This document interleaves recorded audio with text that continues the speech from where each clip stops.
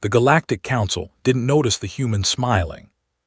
The seat was too tall for the desk, and the desk was too far from the center, and nobody had bothered to fix either problem before I walked in.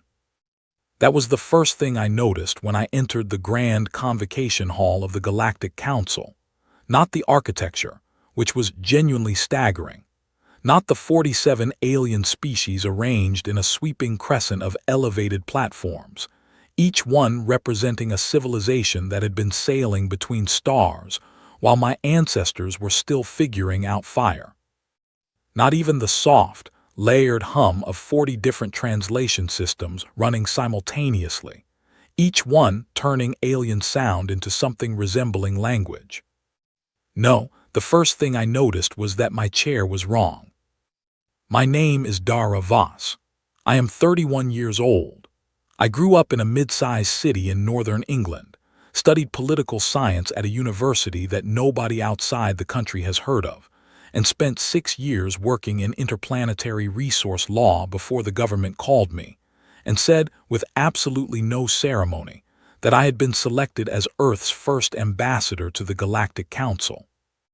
They said it like they were offering me a position on a committee. I later found out that I was not the first choice. I was not the second, third, or fourth choice either. The original selection had declined. The backup had suffered a medical issue. The third candidate had, quite reasonably, experienced what the official record described as a stress response and what the unofficial record described as refusing to leave his flat for 2 weeks. By the time they reached me, the Council's deadline for Earth to submit credentials was 4 days away. I said yes before they finished the sentence. That was 6 weeks before I walked into the convocation hall and discovered that my chair was too tall for the desk. The hall itself was enormous, carved from a dark mineral that seemed to absorb light rather than reflect it, with great curving walls that rose to a ceiling so high it had its own weather system. I am not exaggerating.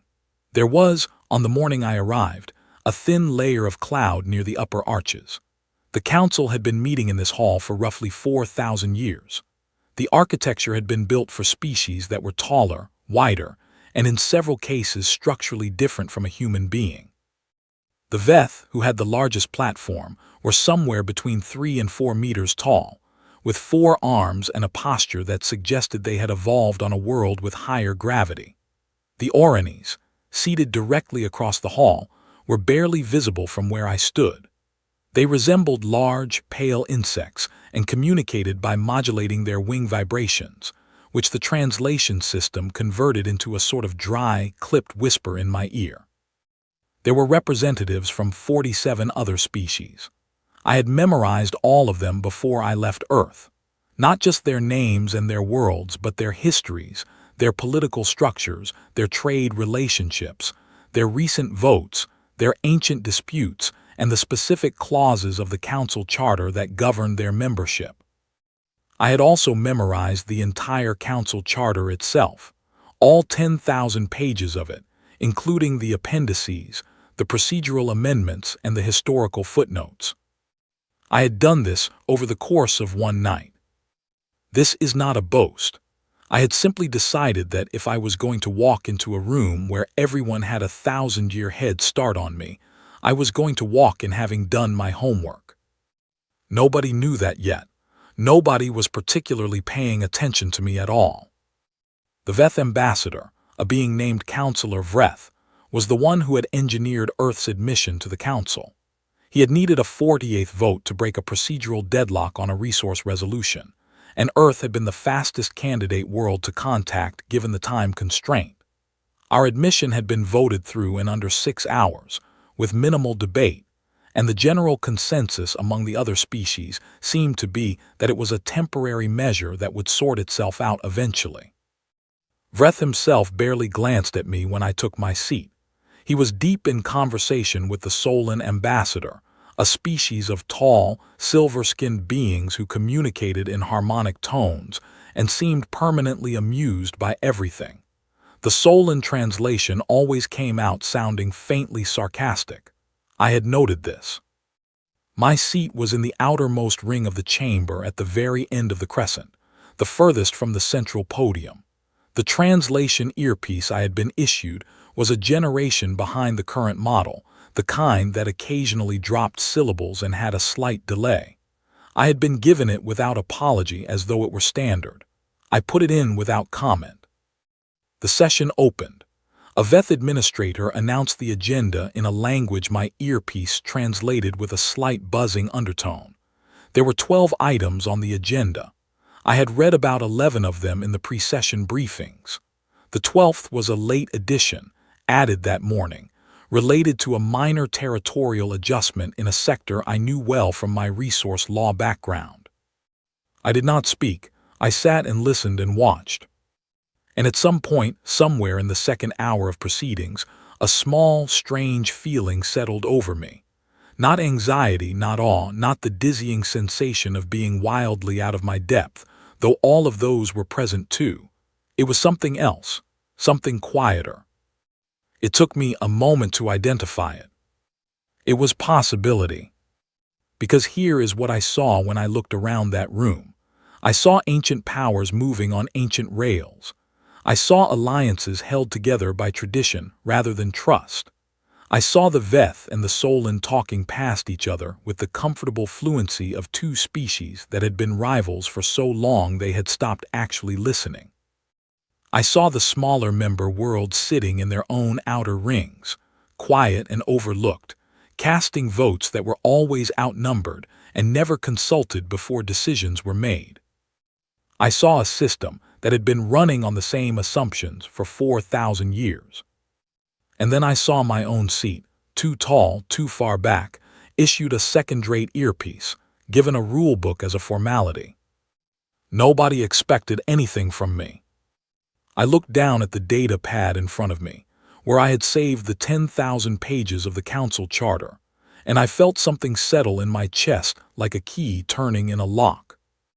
I smiled. Across the hall, the Veth ambassador was making a procedural motion. The hall hummed with the sound of 47 civilizations doing what they had always done, in the way they had always done it. Nobody noticed the human smiling, which was, as it turned out, exactly how I needed it. 3 months. That is how long I went without saying anything significant on the council floor. This drove my government contact, a man named Oliver Burke, absolutely out of his mind. Oliver was a senior official in the Earth Diplomatic Service, and he called me every 72 hours from a relay station just inside the heliopause to check on my progress. His idea of progress was speeches, statements, formal objections, visible, recordable evidence that Earth had a presence in the room. "You need to be seen," he told me, on what I counted as the 9th call. "I am seen," I said. "I'm at every session. I've never missed a vote." Voting with the majority every time isn't a strategy, Dara. It is for now. He did not like that answer. But Oliver was 4 light towers away, and I was the one in the room, so I continued doing exactly what I had been doing. What I had been doing was watching. Not passively. There is a difference between sitting quietly and actually watching, the same way there is a difference between hearing and listening. I was tracking everything. Every exchange on the floor, every side conversation I could catch fragments of, every pattern in the way different species voted and why, and more importantly, every relationship in that hall that looked solid on the surface but had something softer underneath. The Veth and the Solon had a trade compact that was publicly friendly and privately tense. The Solon had twice in the past decade quietly adjusted shipping routes in ways that benefited their own extraction operations at the expense of Vethaline territories. The Veth knew. The Solon knew the Veth knew. Both continued behaving as though the compact was fine, because neither could afford the diplomatic cost of addressing it openly. That tension was real, and it was load-bearing, and nobody was talking about it. The Oran Confederacy, a group of 7 small species who had banded together into a single council seat roughly 800 years ago, was showing fractures. 2 of the 7 member species had been in a low-level territorial dispute for 60 years. And the strain was visible in how their joint representative voted. Not dramatically, just a slight hesitation before certain motions, a pattern of abstentions that did not quite line up with stated Oran policy. The Oranis, the insect-like species who had been members for 11,000 years and held a permanent advisory position on the Council's highest procedural body, were genuinely respected by almost everyone and actively trusted by almost nobody. They had a habit of facilitating agreements that left both parties feeling vaguely that they had gotten slightly less than they should have. Nobody could ever prove this. It was simply the Oranis' way.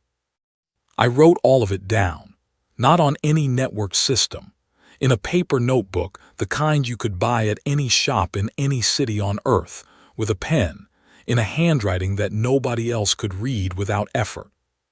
The second thing I was doing was making friends. Not with the ambassadors, with everyone else. The station that housed the Galactic Council was called Nexus Station, and it was enormous, a sprawling structure that had been expanded and modified over so many centuries that its original design was archaeologically buried beneath layers of renovation. It housed not just the council chambers but the entire support infrastructure for 48 diplomatic missions, including thousands of staff, translators, technicians, and service workers. Most of the ambassadors never spoke to any of them. I spoke to all of them. There was a woman named Priya who worked in the document archive and had been there for 9 years and knew exactly which historical records were real and which had been quietly amended.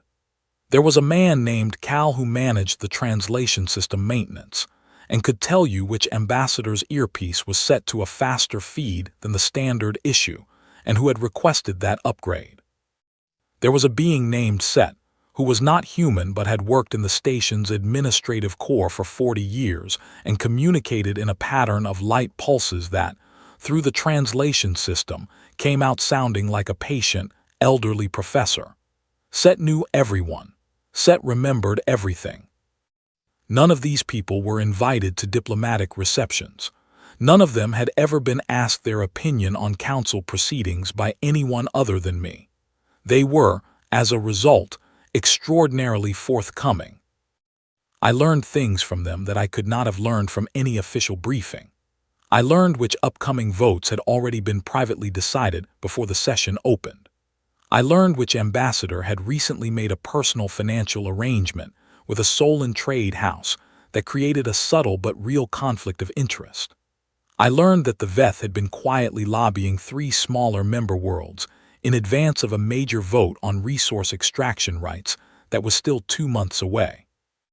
I filed all of it in my notebook. And then, on a quiet afternoon in the 3rd month, sitting in the archive with Priya while she cataloged a set of historical procedural documents, I found it. It was not dramatic. That is the thing nobody tells you about the moments that change everything. They rarely announce themselves. Priya was showing me a set of original council founding documents that had been digitized but never fully indexed, the kind of administrative task that nobody had prioritized, because the founding documents were considered purely historical. I was reading through them out of thoroughness, the same way I read everything, and in the 3rd appendix of a supplementary amendment passed 4,012 years ago, I found a clause. The clause of foundational equity. It was written in early council legal language, which my translation system rendered in a slightly archaic but perfectly readable form. The substance of it was this: any world admitted to the council on a probationary basis, having completed 3 full council cycles without a single procedural violation on record, would be entitled to claim full voting rights retroactive to the date of their original admission. 3 full council cycles. Each cycle was roughly 1 Earth year. Earth had been admitted 11 months ago. I had not committed a single procedural violation. I had voted at every session, filed all required documentation on time, and followed every rule in the 10,000-page charter precisely, partly because I had read all 10,000 pages and knew exactly what the rules were. 1 more month. 1 more month of clean record, and I could invoke a clause that would give Earth 3 years of retroactive voting rights on decisions already made. I read the clause twice, then I read it a third time. I looked at Priya. She was labeling a file and had not noticed what I was reading. I wrote the clause number in my notebook, closed the document, and thanked her for her time. I walked back to my quarters through the long corridors of Nexus Station, and I thought about what I had just found. 3 years of backdated votes meant the ability to formally reopen several trade agreements that had been ratified before Earth joined the Council. Agreements that had quietly carved the star systems closest to Earth's expansion corridor out of any human access, treating them as pre-allocated extraction zones for the 5 largest Council powers. Nobody had told Earth about those agreements at the time. There had been no reason to. Earth was not a Council member. Earth was not in the room. Now I was in the room. I thought about the rulebook they had handed me on my first day. That casual gesture of a 10,000-page document pressed into my hands like a formality. I thought about the second-rate earpiece and the too-tall chair and 30 months of nobody paying attention to the human in the outermost ring. I thought about Oliver Burke, calling every 72 hours, asking when I was going to start being visible. Soon, I thought, very soon. Back in my quarters, I sat down at my desk and began writing. Not in the notebook this time, in the formal legal language of Council procedure, precise and careful and airtight. I drafted the invocation 3 times that night, each version slightly cleaner than the last. When I was satisfied, I saved it, closed the document, and went to sleep. The next morning, I attended the session as I always did, sat in my too-far seat, wore my second-rate earpiece, and said nothing on the floor. But I was smiling. And this time, it was because I knew exactly what was coming. The session that changed everything was not supposed to be remarkable. The Outer Arm Resource Compact had been in development for 8 months. It was a sweeping agreement between the 5 largest Council powers to formally designate a broad region of star systems in the galactic Outer Arm as open resource territories. Open was a diplomatic term. What it meant in practice was that the 5 powers, the Veth, the Solon, the Durac Assembly, the Collective of Myra, and the Yessan Sovereignty, would have exclusive rights to resource extraction across the region for the next 200 years. Several of those star systems were adjacent to Earth's projected expansion corridor, not inside it, adjacent to it, which meant that as humanity grew outward, as we eventually would, we would find ourselves surrounded on multiple sides by resource operations controlled entirely by other powers, with no legal standing to object, negotiate access, or establish our own presence. This had been arranged, quietly, before Earth was admitted to the Council. I had known about it for 2 months. I had said nothing and done nothing visible. I had spent those 2 months preparing. The session opened at the standard time. I sat in my seat at the outer edge of the chamber. 47 other ambassadors arranged themselves on their platforms. The Veth administrator opened the agenda. The compact was item 3. Items 1 and 2 passed without incident. When item 3 was called, Councillor Vreth of the Veth Dominion rose to formally present the compact for ratification. His voice was deep and measured, carrying the particular tone of someone who considers a vote already concluded before it begins. He outlined the terms, cited the supporting documentation, and formally moved for ratification. The Solon ambassador offered the second. Standard procedure allowed any council member to speak before a vote. 3 smaller member worlds registered brief, polite objections that everyone in the hall understood would be overruled. Then the floor was open to final statements before the vote was called. I pressed the request indicator on my desk panel. There was a small pause. I do not think anyone in that hall had seen me press the indicator before. The administrator acknowledged me with the faint tone of someone who expects a short, easily dismissed comment. I stood up. Ambassador Voss of Earth, I said. I have a procedural matter to raise before this body proceeds to a vote. Vreth looked at me for the first time in weeks. Several other ambassadors turned in my direction with the mild curiosity of people watching something unexpected, but not yet interesting.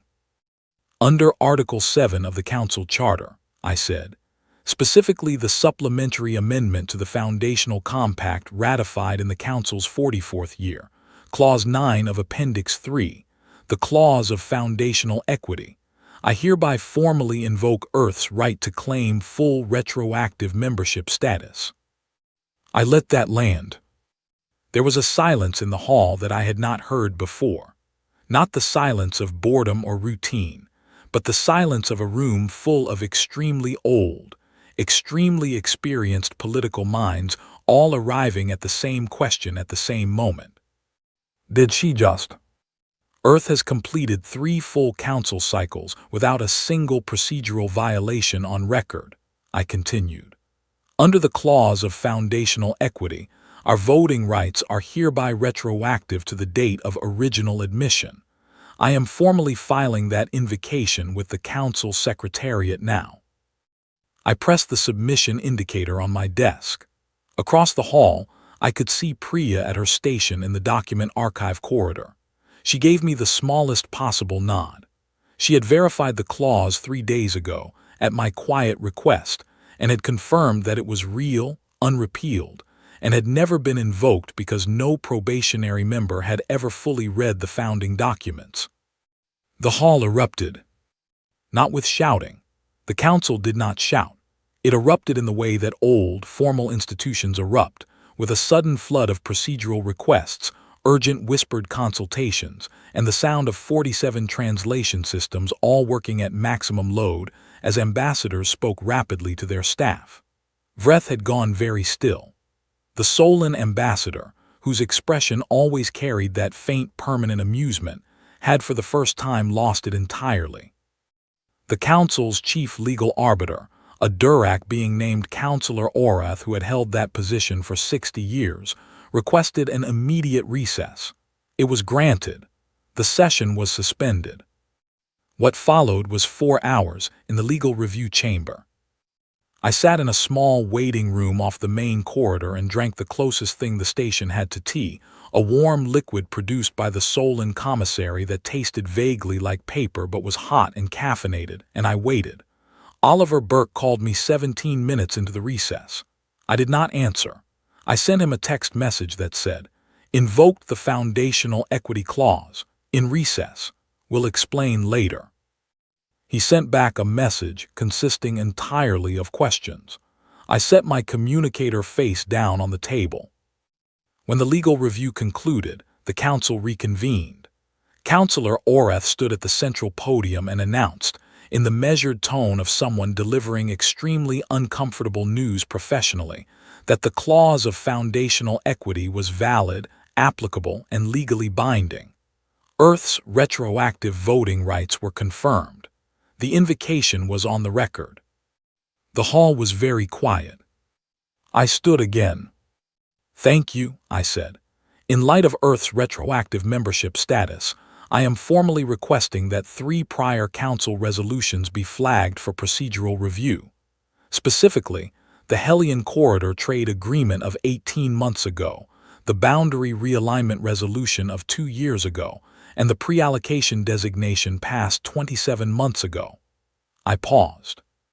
I am also filing a formal procedural objection to the Outer Arm Resource Compact currently before this body, on the grounds that the compact conflicts with rights that Earth held at the time of those prior agreements and was not informed of or consulted on. The procedural objection alone was enough to trigger a mandatory review period, 90 days under council law. The compact could not be ratified while a formal procedural objection was pending. Vreth's composure held, because Vreth had not survived 40 years of council politics by letting emotion reach his face.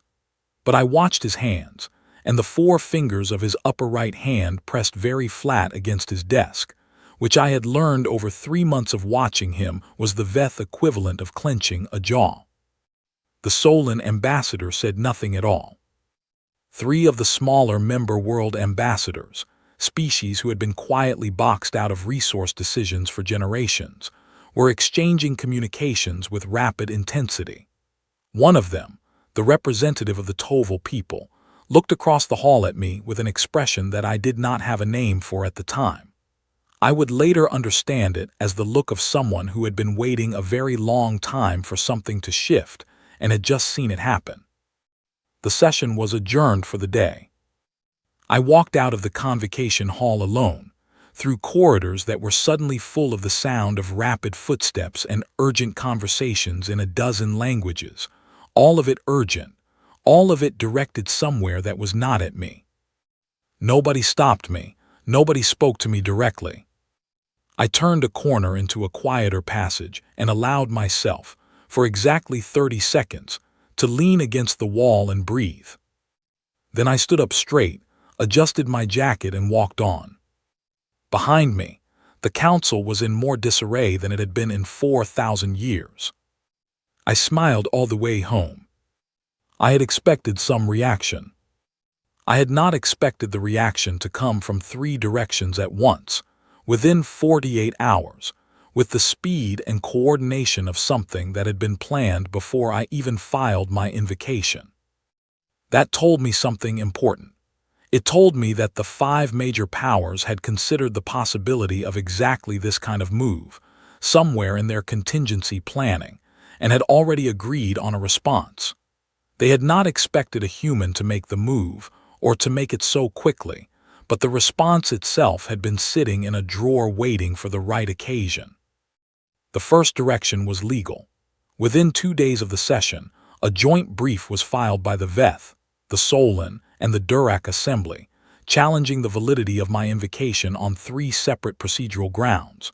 The arguments were technically sophisticated, citing secondary amendments and interpretive precedents that I had read, but that most other ambassadors would have needed legal staff to locate. They had clearly put senior legal minds on this. I had already anticipated all 3 arguments. I had written counter-responses to each of them the night before the session, sealed in the document archive, time-stamped, waiting. I filed them within 6 hours of the joint brief. The second direction was political. The Veth used their considerable network of allied worlds to quietly deliver a message to Earth's home government. The message was not threatening in any formal sense. It was, rather, a warm and diplomatic suggestion that Ambassador Voss had perhaps overstepped the bounds of what a new member world should attempt, and that Earth's long-term relationship with the Council's senior powers would benefit significantly from a more cooperative approach. There was no specific demand in the message. There did not need to be. The implication was clear enough. Oliver Burke called me within hours of the message arriving. He was not panicking, which I gave him credit for, but his voice had the careful flatness of someone working to keep panic out of it. "They're suggesting we recall you," he said. "They're suggesting you consider recalling me," I said. "That is different." Dara. "Oliver, if we recall me now, we lose everything the invocation achieved. The legal challenges succeed by default. The procedural objection is dropped. The compact goes through unchanged. Earth ends up in a worse position than before I filed because we will have demonstrated that we respond to pressure by retreating." There was a long pause on the line. "They're very large," Oliver said. "I know. That is why I prepared before I moved." Another pause. "What does that mean?" "It means I have what I need to hold the position. Trust me for 30 more days." He was quiet for a long moment. Then he said, "You have 20. I would take it." The third direction was the one I had prepared for most carefully, and the one I was least willing to discuss with Oliver. Set found me on the 4th day after the session. We were in a maintenance corridor on the station's lower level, a route I used because it was long, indirect, and very rarely used by anyone who was not servicing the environmental systems. Set communicated in light pulses, which my translation earpiece rendered in that patient, professorial tone, and what Set told me was this. A contact arrangement had been established with a firm known informally as the Shriven Syndicate. The syndicate did not have an official presence anywhere. They were a network, not a company. What they did when engaged was solve problems of the interpersonal kind, cleanly, professionally, and with absolute discretion. I had been designated a problem. I thanked Set, who pulsed something I took for concern, and walked back to my quarters through a different route. I sat at my desk for a long time that evening. I want to be clear about something. I was afraid. I have been asked since then in other contexts whether I was frightened during that period, and I want to answer honestly. Yes, I was frightened in the specific, focused way that makes your thoughts run very fast and very clearly, the way that burns away everything that is not essential. It is not a pleasant feeling. It is not courage in any cinematic sense. It is simply what happens when the options narrow and the only way forward is forward. I had prepared for this possibility because I had grown up on stories about what humans do when they have no good options. We had been doing this on our own planet for all of recorded history. Smaller groups negotiating with larger ones. Individuals navigating systems designed to sideline them. The specific texture of being in a room where the power is not on your side and finding the angle, the lever, the overlooked detail that changes the balance. We were not the strongest species in the council. We were not the oldest, the wealthiest, or the most politically connected. What we were, what I was a species and a person who had learned to think 3 moves ahead when 1 move was all anyone expected. I spent that evening reviewing 3 files I had been quietly building for months. The first was on Counselor Vreth.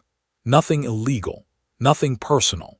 What I had was a documented pattern of pre-session lobbying activity that was not precisely against council rules, but was specifically against the code of conduct that the Veth Dominion had publicly signed 11 years ago as part of a transparency initiative. The gap between their public commitment and their actual behavior was, in diplomatic terms, extremely embarrassing. Embarrassing enough that its public release would cost Vreth his position, potentially destabilize the Dominion's current council majority, and trigger a formal ethics inquiry. The second was on the Solon ambassador, a being named Counselor Vess. The financial arrangement with the Solon trade house that Cal had mentioned months ago. I had tracked it carefully. It was not illegal under council law. It was, however, a direct conflict of interest with 3 votes Vess had cast in the past year, votes on trade zone designations that had directly benefited the trade house in question. If I filed a formal conflict disclosure, the votes in question would be subject to review. The Solon were meticulous about their reputation for neutrality in commercial matters. This would not just embarrass Vess. It would create a legal complication for the Solon that would take years to resolve. The third file was on the Durack Assembly representative, Counselor Pell. The Durack had a long-running internal political situation involving 2 factions within their assembly, and Pell represented the faction currently in power.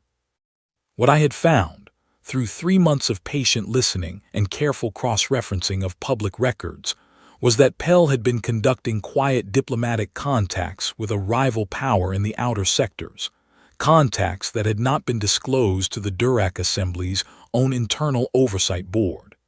This was entirely a Durack internal matter and not a council violation. However, if it became known within the Durack Assembly, it would be a serious problem for Pell's faction, at a time when the internal balance of power was already delicate. None of my 3 files were weapons precisely, they were leverage. Leverage is different.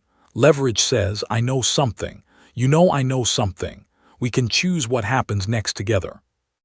I requested private meetings with all 3 ambassadors within 48 hours of Set's warning. Vreth agreed to meet first. He met me in a neutral consultation room and sat with the calm, controlled posture of someone who had expected this conversation and prepared for it. I placed my data pad on the table between us, face down, and I talked. I did not threaten. I explained. I told him what I had. I told him what I would and would not do with it depending on how the next few weeks proceeded. I told him that I had no interest in causing disruption for its own sake. I told him that I understood what he was trying to protect and that there were ways to protect it that did not require Earth to be shut out of its own expansion corridor. He listened without expression. When I finished, he was quiet for a long moment. Then he said in his deep, measured voice, "How long have you been building those files?" "Since my second week," I said. Another pause. "Were you ever genuinely uncertain about your position here?" I thought about that. About the first day, the wrong chair, the second-rate earpiece, Oliver calling every 72 hours, the 47 civilizations who had not bothered to remember my name. "Yes," I said, "constantly." He looked at me for a moment longer than I expected. Then he said, "I will make 3 calls this afternoon." The Shriven Syndicate contract was canceled within 36 hours. The legal challenge was quietly reduced to a single argument, the weakest of the 3, within a week. The meetings with Vess and Pell followed a similar pattern, not friendly, not easy, but functional. By the end of the second week, all 3 had shifted from active opposition to a careful, watchful neutrality. Oliver called me on the 18th day. "The pressure on us from the Veth has stopped," he said. He sounded genuinely confused. "Good," I said. "What did you do?" "I had conversations," I said, "diplomatic ones." He was quiet for a moment, then, "Are you all right?" It was the first time he had asked that. I looked out the small porthole of my quarters at the darkness between stars, which at this distance from any sun was absolute and total and perfectly, beautifully still. "Yes," I said, "I am completely all right." And I was. Not because the danger was over or because I had won anything or because the next 90 days were going to be easy, but because I had moved through the fear and come out the other side, and what was waiting there was clarity.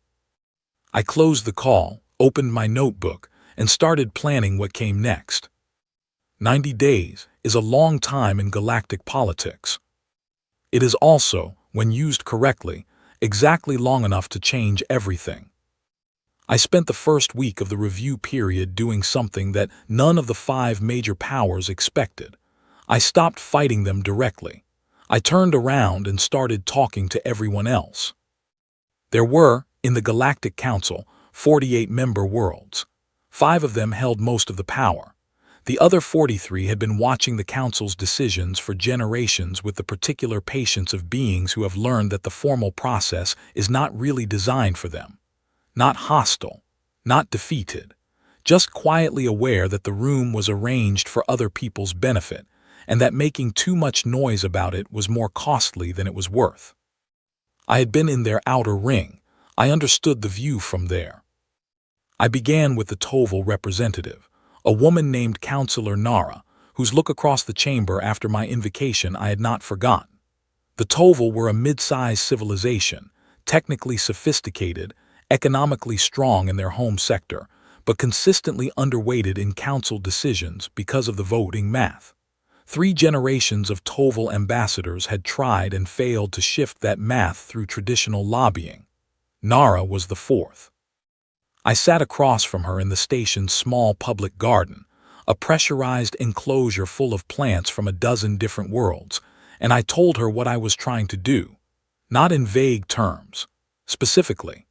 The Outer Arm Resource Compact, the 3 agreements I intended to reopen, the changes I believed were achievable if the right coalition came together during the 90-day window. She listened. When I finished, she said, "What do you want from us?" "Your voice," I said. "Not your vote on the floor, not yet, just your willingness to be part of a conversation." She looked at me for a long moment. Why should the Toval risk the relationship with the Veth that we have spent 60 years carefully building? It was a fair question. I had prepared for it. "Because that relationship," I said carefully, "has spent 60 years costing you more than it has given you, and you know it. and they know you know it, and nothing has changed because nobody has offered you an alternative that was worth the cost of choosing it. I am offering you that alternative." She was quiet. "Also," I said, "I am not asking you to fight anyone. I am asking you to sit at a table." Nara agreed to sit at the table. Over the following 2 weeks, I had the same conversation, in different forms, with 6 other small and mid-size member worlds. The Asari Compact, a quiet civilization of deep ocean beings whose world sat directly adjacent to the proposed extraction zones. The Drovan Union, 3 small worlds that had been trying for 40 years to get a formal seat on the Council's Resource Oversight Committee. The Pelian Assembly, a species of remarkable engineers who had been providing technical support to the Solan extraction operations for decades, compensated far below what their work was worth, because the agreement had been structured before they had a strong enough council position to negotiate the terms. Every single one of them came to the table. I want to explain something about what I was doing because it was not clever in any complicated way. It was simple. It was the most human thing I knew how to do. I was listening.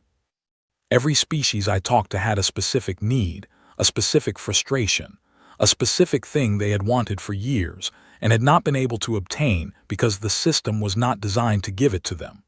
I listened to all of it. I did not promise things I could not deliver.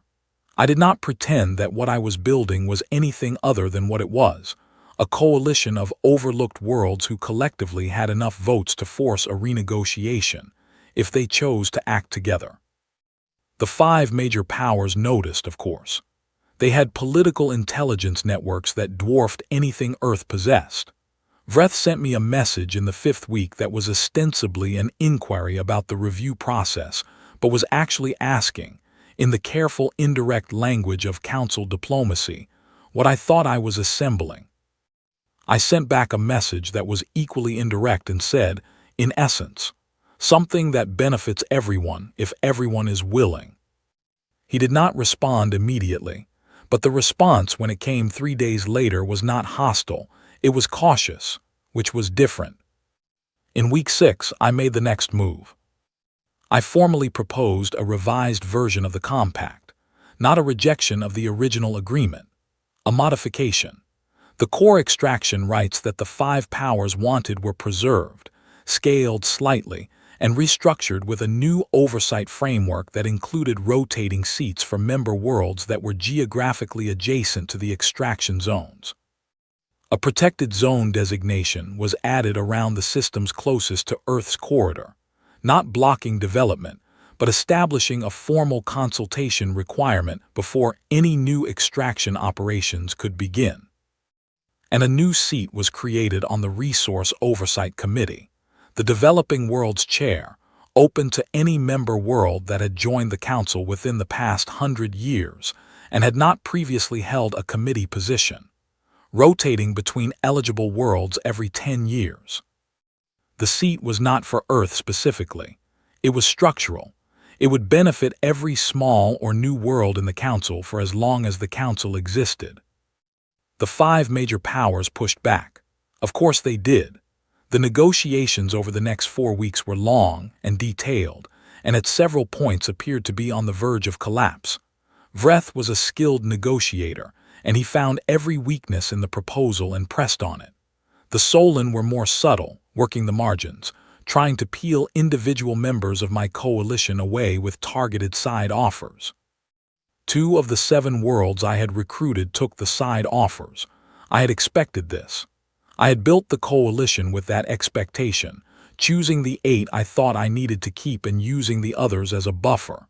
When 2 left, I still had 6, and 6 was enough for the math I needed. On the 87th day of the 90-day review period, the revised compact was agreed. Not unanimously. The Solan abstained on 2 clauses. The Durac registered a formal objection to the oversight framework that everyone understood was political rather than substantive. But the vote passed. The Resource Compact, changed almost beyond recognition from its original form, was ratified by the Galactic Council. I sat in my seat at the outer edge of the chamber and watched the vote complete on the display panel in front of me. I had not moved to a better seat. I had not asked for one. I was still in the outermost ring, still using the second-generation earpiece that dropped syllables, still sitting at the desk that was the wrong height for my chair. None of that had ever mattered. When the session ended, the hall took a long time to clear. There was a great deal of conversation, the kind that follows a decision that everyone knows will have consequences for a long time. I gathered my things slowly and began walking toward the exit. I was almost at the corridor door when I heard my name. I turned. The being walking toward me was the elder representative of the Orionese Collective, the oldest continuous member of the Galactic Council. His name was Counselor Air, and he had been the Orionese representative for nearly 200 years. He was not large. The Orionese rarely were. He moved with the particular unhurried quality of something that has been alive long enough that rushing no longer seems reasonable. He stopped in front of me. "Ambassador Voss," he said. His translation always came through as a dry, careful whisper. "I would like to understand something if you are willing." "Of course," I said. "On your first day here," he said, "before any session had begun, before you had spoken to anyone or seen any proceedings, I observed you take your seat, and you smiled." I waited. "You smiled the same way today when the vote concluded, and I have noticed in between that you have smiled at many points in this process, including several at which any reasonable observer would have expected you to look concerned." He paused. "I have been a member of this council for nearly 2 centuries. I have seen many new members arrive. I have never seen one who smiled as much as you." "I did not realize it was noticeable," I said. "Only to those paying very close attention," he said, "which, I will admit, I was not for the first several weeks." We stood in the emptying hall for a moment. "What does it mean?" he asked, the smiling. I thought about how to answer him. I thought about the first day, the wrong chair, the handed-over rulebook, the assumption that I was temporary and harmless and not worth close attention. I thought about Oliver's calls and Priya in the archive, and Seth in the maintenance corridor, and Nara agreeing to sit at a table. I thought about what it means to come from a species that has always been, in some sense, the smallest thing in the room. "When I walked in here," I said, "I was one person representing a world that had been a council member for 11 months. Every other civilization in this hall had been doing this for centuries, some of them for millennia. Nobody expected me to do anything. Nobody was watching me. I had no political capital, no alliances, no leverage, and no position on any committee." I paused. "On Earth, we have a long history of being in exactly that position. Not enough resources, not enough allies, not enough time. Smaller than the thing we are facing, slower to start, further behind. We have that history at every scale, between countries, between communities, between individuals.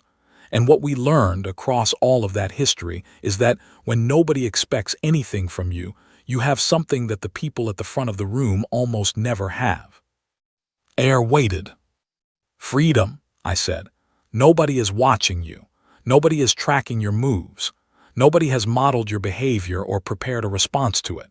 You can read the rulebook they handed you as a joke and find the clause that has been sitting in it for 4,000 years. You can make friends with the people that nobody else is talking to. You can build something in the spaces between everyone else's attention." He was quiet for a long moment. "And the smiling," he said. "The smiling," I said, "is because there is a particular kind of joy that comes from being underestimated. It is not a cruel joy. It is not about proving anyone wrong exactly. It is the feeling of standing in a room full of closed doors and realizing that you have time and patience and a very thorough knowledge of which doors are not actually locked." Air looked at me with the expression I was beginning to understand, was as close as the Orionese came to warmth. "We will not underestimate your world again," he said. "I know," I said. "That's fine, I got what I needed." He inclined his head and walked away. I stood in the hall for another moment after he left. Alone in the large, emptying space with its impossible ceiling and its thin, high clouds, this room that had been running on the same assumptions for 4,000 years, that was now, quietly, running on slightly different ones. I thought about Earth, about a planet full of people who had no idea that any of this had happened, who were going about their lives in complete ignorance of the fact that a woman in a poorly fitted chair, in the outermost ring of an alien legislative chamber, had just spent 3 months reading footnotes and making friends with the right people and rearranging what was possible for their future. I would call Oliver tomorrow. He would ask a lot of questions. I would answer most of them. But right now I just stood there in the quiet in the hall that 4,000 years of history had built, and I let myself feel it fully. Not triumph, not relief, though there was relief, something quieter and more lasting than either of those. I had walked in with nothing but a rule book and a clean record, and the specific human skill of finding the angle nobody else had tried. I was walking out with 3 reopened trade agreements, a new committee seat for developing worlds, a protected corridor, and a coalition of 7 civilizations that had never had a reason to work together before. Not bad, I thought, for the species with the wrong chair.